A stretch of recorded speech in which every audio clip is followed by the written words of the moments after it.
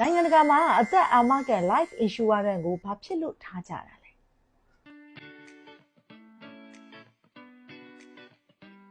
မင်္ဂလာပါရှင်ကျမကတော့ AI မြန်မာရဲ့ Financial Service Consultant ဖြစ်တဲ့မကေခိုင်ဝင်းဖြစ်ပါတယ်ရှင်ကြိုတင်ပြင်ဆင်မှုအားကောင်းတဲ့နိုင်ငံတွေဖြစ်တာနဲ့အညီနိုင်ငံတကာမှာအသက်အာမခံ life insurance ကိုမဖြစ်မနေထားကြပါတယ်ငါတင်မရမယ်ဆိုတဲ့အတွေ့အထံပို့ပြီးတော့နှက်ဆိုင်တဲ့အကြောင်းရင်းတွေရှိပါတယ်ဒီနေ့မှာဒီအကြောင်းအရာလေးနဲ့ပတ်သက်ပြီးတော့ဆွေးနွေးပေးသွားမှာဖြစ်လို့ဒီဗီဒီယိုလေးကိုအဆုံးထိကြည့်ပြီးသွားပါအောင်နော်ပထမတစ်ချက်ကတော့ကျမတို့ Financial Safety Net လို့ခေါ်တဲ့ဘဏ္ဍာရေးလုံခြုံမှုကွန်ရက်ပါအိမ်တော်ဦးစီးတယောက်မမျှော်လင့်မဲ့တစ်ခုခုဖြစ်သွားရင်ကျန်ရစ်သူမိသားစုဝင်တွေကရုတ်တရက်ငွေကြေးအကျပ်အတည်းမဖြစ်သွားအောင်အာမခံကကာကွယ်ပေးပါတယ်အာမခံကရတဲ့ငွေကသားသမီးတွေရဲ့ပညာရေးနဲ့နေ့စဉ်စားဝတ်နေရေးကိုငကိုအတိုင်းအဆင်ပြေပြေနဲ့ဆက်လက်ရှင်သန်နိုင်စေဖို့ထောက်ပံ့ပေးနိုင်လို့ပဲဖြစ်ပါတယ်ဒါက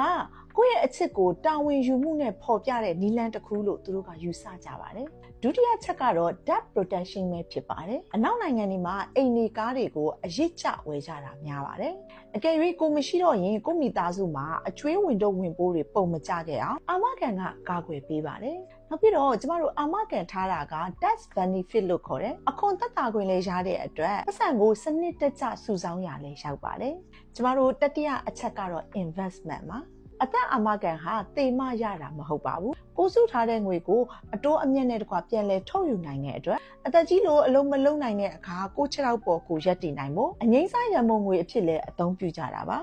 ဒါကြောင့်အသက်အာမခံဆိုတာကျမတို့မမြင်နိုင်တဲ့အနာဂတ်အတွက်ကြိုတင်ပြင်ဆင်ထားတဲ့မေတ္တာတရားတစ်ခုပဲဖြစ်ပါတယ်နိုင်ငံတကာမှာမဟုတ်ပါဘူးရှင်အခုကျမတို့နိုင်ငံမှာလေအခုဆိုရင်စိတ်ချရတဲ့အာမခံ company ကြီးတွေအများကြီးရှိနေပါပြီကျမတို့စီမှာလည်းမိသားစုကိုချစ်တဲ့ကိုယ့်အနာဂတ်ကိုတန်ဖိုးထားတဲ့သူတွေလည်းအသက်အာမခံ life insurance ကိုမဖြစ်မနေထားရှိသင့်တယ်လို့အကြံပြုချင်ပါတယ်ကိုမိသားစုအတွက်အကောင်းဆုံးလက်ဆောင်ကိုဒီနေ့ပဲပြင်ဆင်လိုက်ကြရအောင်ပါရှင်